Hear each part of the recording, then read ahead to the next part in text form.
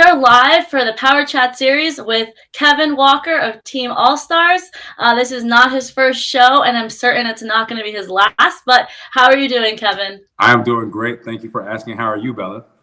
I'm doing awesome. It's a beautiful day out here. I spent some time in the sun, so very happy about that. But speaking of the sun, you just came from California, the Compete Nationals. This is the post show for that tournament. So why don't you tell everybody how you did there? Man, Compete Internationals was awesome. I had a great time. We started off Friday. I made it to the open weight final against Captain Jack and bowed out to him. And then we also won team fighting finals on Friday. And I won my division, light and middleweight, won the divisional grand, and then the heavyweight overall grand Saturday. So it was a rock and roll weekend, and it was an all-star showdown. We won every fighting division, clean sweep. I was just going to say, you guys swept the tournament there.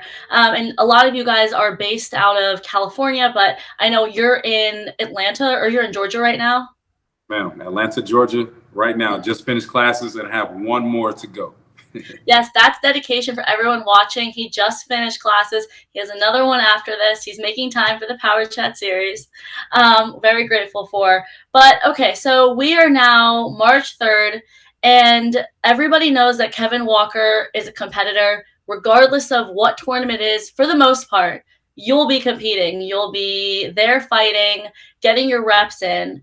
But normally at this stage, you might have like 4 or 5 tournaments under your belt at this point in the year, but this is your second tournament.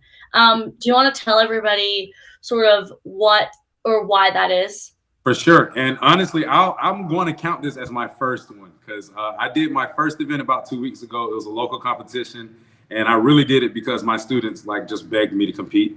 So it was like a last minute type of thing.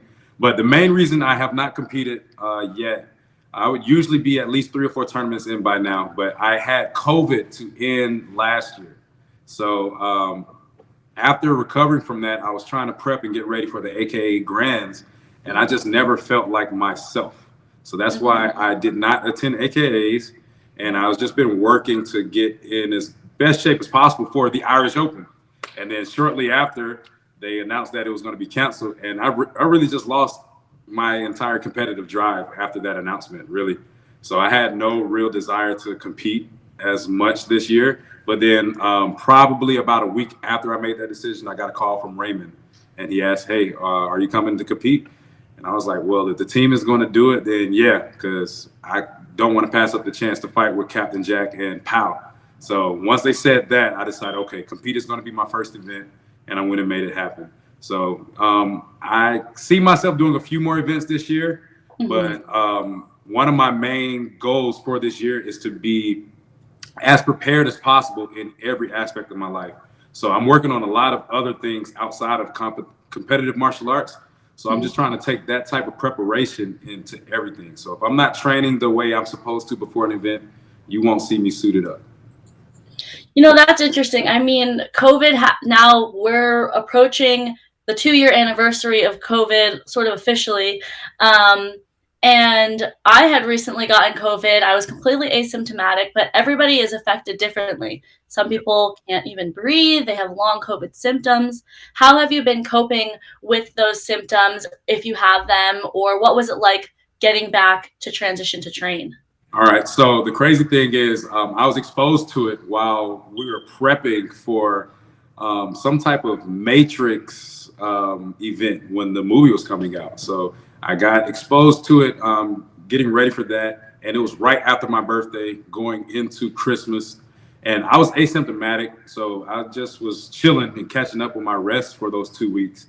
But after coming back, I had just had a birthday, and I didn't know if it was the virus or it was me getting older or what. But long story short, I never felt like myself, and I was training, doing everything that I could, but for me, my confidence was not up. I was like, okay, I'm not me. Let me take a step back and get to where I need to be, get comfortable before I head back out.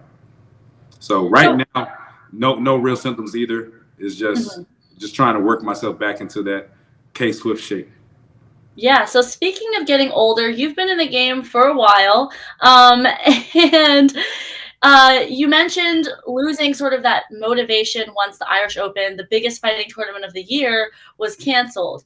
how do you sustain your motivation for competition, or how do you rekindle it? So I definitely had like a rekindling of sorts for mine. So I had my first tournament about 3 weeks ago. Like I said, it was a local, and my students convinced me to compete in it. The North Georgia Open had occurred about 2 weeks before that, and it took everything in me to not compete because like I still was not 100% healthy. So I went and I had my bag just in case. I was ready to compete, but I just forced myself not to. And just seeing my students and seeing that look in their eyes when they saw me actually fighting the other week is what really got me back into it. Because even though it was a local event and I didn't have to really fight, my students were just in awe. And I was like, okay, this is what I long for. And it just made me feel much more important and made me really understand that my competition does a lot more than just making me happy. It's a lot of people that watch me and just really enjoy just seeing me compete. So that was the reason why I wanted to get back out there. Yeah, I mean, you're at the karate school right now. I saw like two of your cousins, I believe, you promoted to their first color belts. Yes.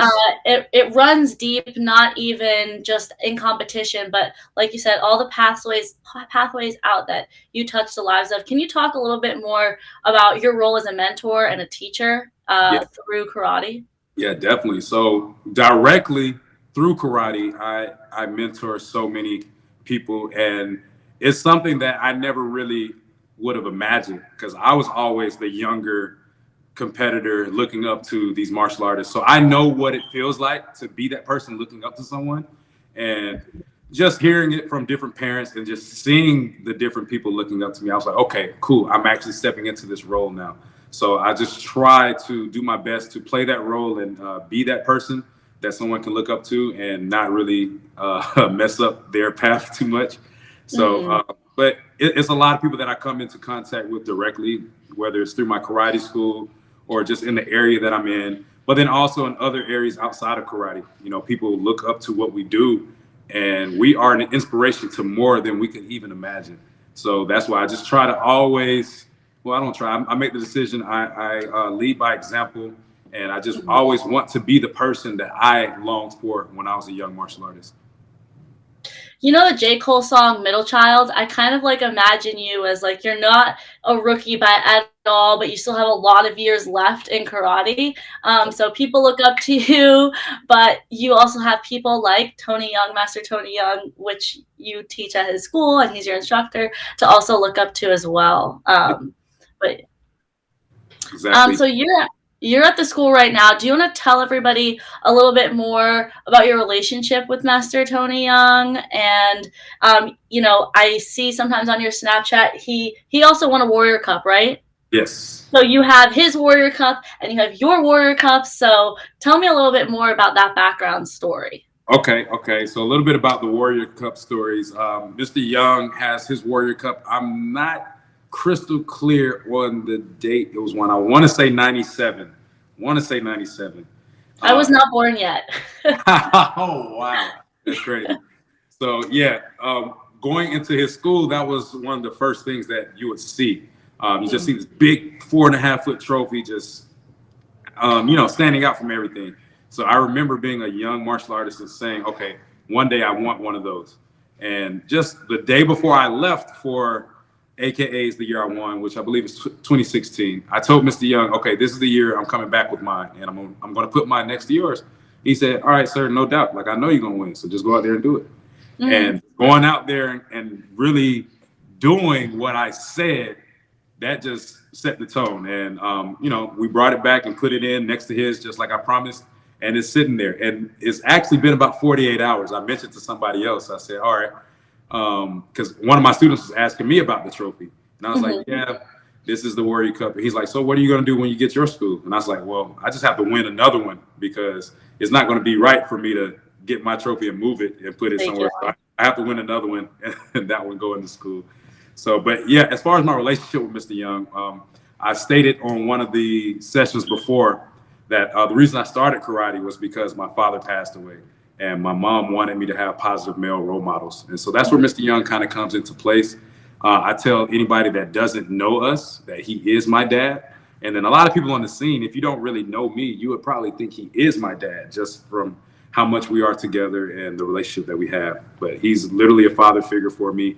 He's done so much for me. He's helped me in ways that you could never imagine. So that's pretty much how our relationship works. And he's in a position where he just had an operation recently. And so he's been out of commission here at the karate school. So I've been trying to play Kevin Walker and Tony Young, and it's been so tiring. So for the last weeks, it's been crazy. Okay, I can't imagine. Now you said you'll have to win another Warrior Cup to. This is my last question for you is, you said that you would have to win another Warrior Cup if you were to open up a school of your own. Is that long term? Do you want to have your own school? How do you sort of imagine that playing into your long term goals? Yeah, so one of the career plans and goals for my life for as long as I can remember, probably since fourth or fifth grade, I made the decision that I was going to have a karate school, and I haven't changed up at all. So I was in a position about 3 years ago where I was actually about to open up here in Atlanta, but I pumped the brakes because things were moving very fast, and I'm very glad that I did because the pandemic happened. So you know, as a result of the last 2 years, I've been able to polish some other skills and work on some personal things. So now I feel like I'm in that position again where I'm ready to just let it go. So I am in the process of opening up. So probably within the next 18 months, you'll probably hear and start seeing things. So I'm really that's really exciting news. I mean, you've been a longtime teacher and an instructor. I definitely am really excited to watch that come to fruition for you. Yes, ma'am. Yes, ma'am. So I really appreciate it. Yeah, that's been the goal for the longest, and I'm going to go ahead and see it through. And I always saw myself having multiple schools and multiple locations and being able to reach the masses in a way that's different than what we've seen in the past. So I'm just trying to be as innovative as possible, but do something that can be long-term, sustainable, and efficient. So. Okay. All right. Well, thank you so much, Kevin, for coming on the Power Chat series for this post show, and congratulations on your wins and your multiple successes so far, and many more to come. Thank you so much. I need to add, I'll be remiss if I did not add this. Huge thanks to Muhammad Jahan Vash and the Jahan Vash family. You, Amanda, Ava, Shaheen, everybody. We love you guys, and thank you for what you guys do for the sport. I love coming out there. It was a great event. And then also a huge big ups to my man, Paolo. Man, first time in the adult division getting first place and then making it all the way to the overall grands fighting Captain Jack. That was dope. So yeah. I mean, I think I remember Paolo coming up, and now he's in the adult division. Yeah. But no, compete looked packed. I mean, I saw an overview, like from bird's eye view of it, and it was crowded there. Yes. Quantity and quality was up, so I had a really good time. Okay. Alrighty. Well, thank you again, Kevin, and thank you everyone for watching. I hope you enjoyed the show, and come back for the next one. All right, thank you. Have a good one.